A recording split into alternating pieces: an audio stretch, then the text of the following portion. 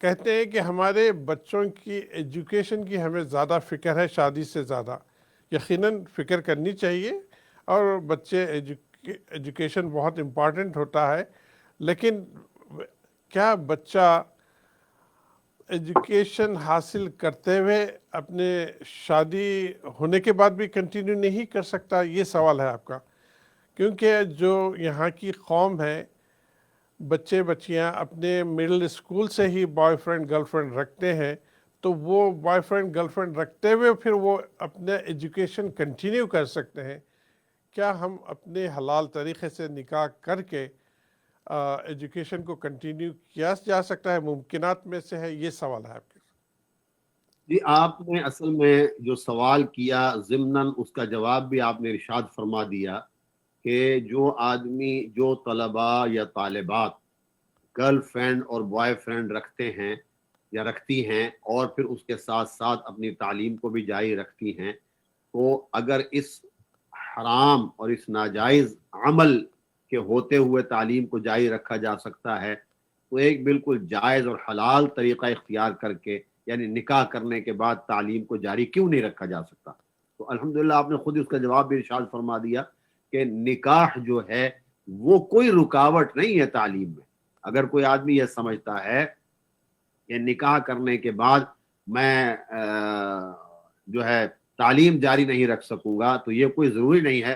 اور پھر ایک میرے ذہن میں جو بات آ رہی ہے، ہو سکتا ہے کہ ناظرین اس سے اختلاف کریں، کہ پھر تعلیم کی بھی کوئی حد ہونی چاہیے نا.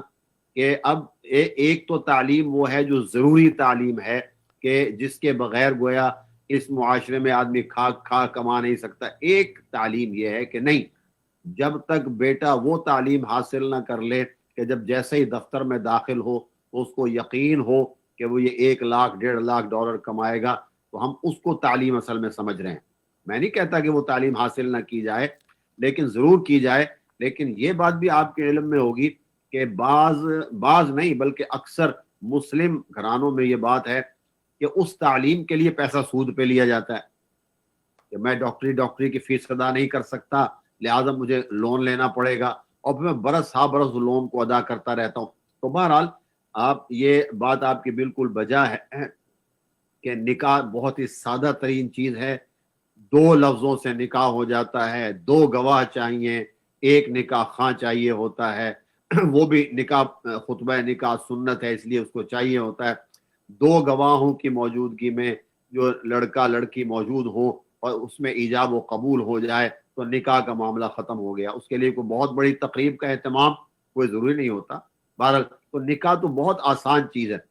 اور پھر جیسے میں نے پہلی حدیث جو ذکر کی تھی، دیکھیے گڑبڑ کہاں سے پیدا ہو رہی ہے کہ جب میں غیر محرم کو دیکھتا ہوں یا غیر محرم یا غیر مرد کو دیکھتی ہوں، جی یہاں سے پیدا ہوتا ہے نا کہ میں نے. اور پھر یہ کہ ہم ابتداء تو وہ چھوٹا سا کلام ہی ہوتا ہے، ہیلو ہائے ہو رہی ہے، اور اس کو لوگ جو ہے آج زندگی کا معیار سمجھ رہے ہیں. لیکن پھر ہوتا وہ ہے، وہ جو کسی شاعر نے کہا کہ راہ پر ان کو لگا لائے تو ہیں باتوں میں، اور کھل جائیں گے 2 4 ملاقاتوں میں. وہ پھر اتنا کھلتے ہیں کہ تمام حدود شریعہ کو پامال کرتے چلے جاتے ہیں. تو اس لیے جناب رسول اللہ صلی اللہ علیہ وسلم فرمایا کہ جو چیز تمہیں دیکھنی چاہیے وہ یہ کہ مرد و عورت کے اندر حیا باقی رہے، ان کی شرمگاہ کی حفاظت ہو جائے. اور جیسے کہ قرآن کریم کا جو ارشاد ہے قل للمؤمنین یغضوا من ابصارہم ویحفظوا فروجہم، اور اسی طرح مومنات کو خطاب ہے قل للمؤمنات یغضضن من ابصارہن ویحفظن فروجہن. تو وہاں صرف نگاہ نیچی رکھنا نہیں بلکہ اس دوسرے عمل بھی ہے کہ جب تم نگاہ نیچی رکھو گے تو تمہاری شرمگاہوں کی حفاظت بھی ہو جائے گی. تو نکاح کے ذریعے سے یہ چیز حاصل ہو جاتی ہے.